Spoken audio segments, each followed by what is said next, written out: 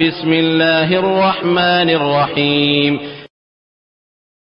فاسألوا أهل الذكر إن كنتم لا تعلمون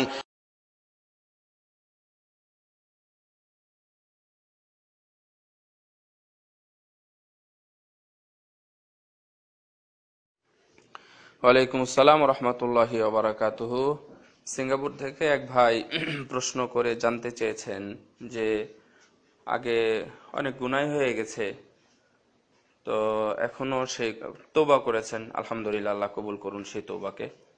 আবার সেই গুনার বিষয়গুলো এখনো আবার মনে হয়।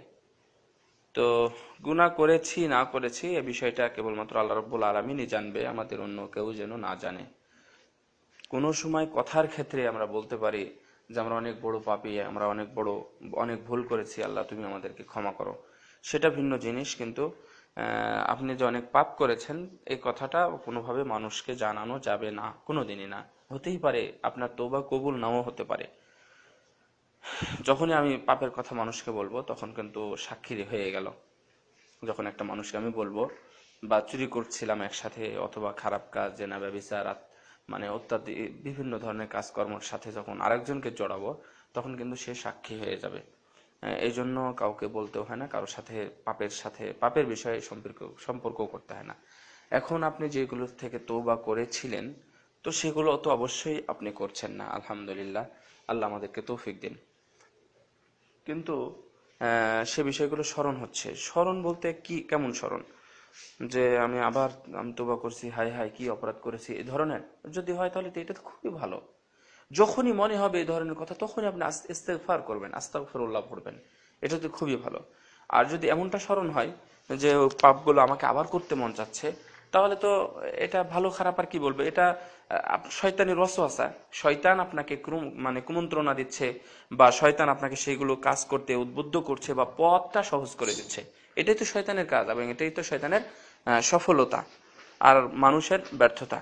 তো সুতরাং যদি স্মরণ হয় যে আমি অমুক জায়গায় এই কাজটা করেছিলাম, অন্যায় করেছিলাম, তো আমি তওবা করেছি, তারপরে স্মরণ হচ্ছে, তাহলে আপনার করণীয় কি? এর জন্য আপনি বেশি অনুতপ্ত হবেন। দেখেন, ওমর রাদিয়াল্লাহু তাআলা আনহুর একটা হাদিস আছে, আপনারা জানেন যে কিয়ামতের পরে যখন জান্নাত জাহান্নাম সবার যখন ফায়সালা হয়ে যাবে, এর পরবর্তীতে আর কোনো জান্নাতি এবং জাহান্নামী কোথাও থেকে কোথাও যাবে না। জান্নাতীরাও জাহান্নামে যাবে না, জাহান্নামীরাও জান্নাতে যাবে না। তো ঠিক এমত অবস্থায় যখন যারা তিল পরিমাণ, সরিষা পরিমাণ যাদের ভিতরে ঈমান ছিল, তাদেরকেও আল্লাহ রাব্বুল আলামিন জান্নাতের মধ্যে নিয়ে যাবেন। সমস্যা হলো একটি লোক ছাড়া। তো একটি লোক থাকবে। এখন এই একটি লোক কে? এর জন্য ওমর রাদিয়াল্লাহু তাআলা আনহুর মতো জান্নাতের সার্টিফিকেট পাওয়া একজন সাহাবী সে কাঁদতেছে। উনি বলতেছেন যে হয়তোবা আমি সেই লোকটা আমিই হব। আল্লাহু আকবার। দেখেন তাদের কত ভয় ছিল। উসমান রাদিয়াল্লাহু তাআলা আনহু যখন কবরের পাশে যেতেন তখন উনি শুধু কাঁদতেন। উসমান, যাদেরকে দেখে ফেরেশতারা লজ্জা পেত।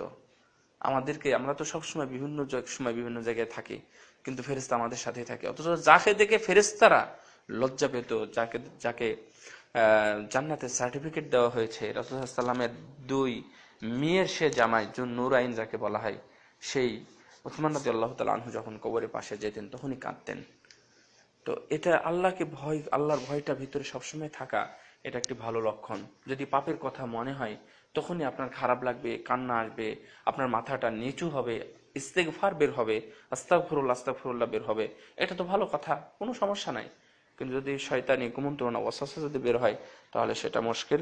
আল্লাহ আমাদের তৌফিক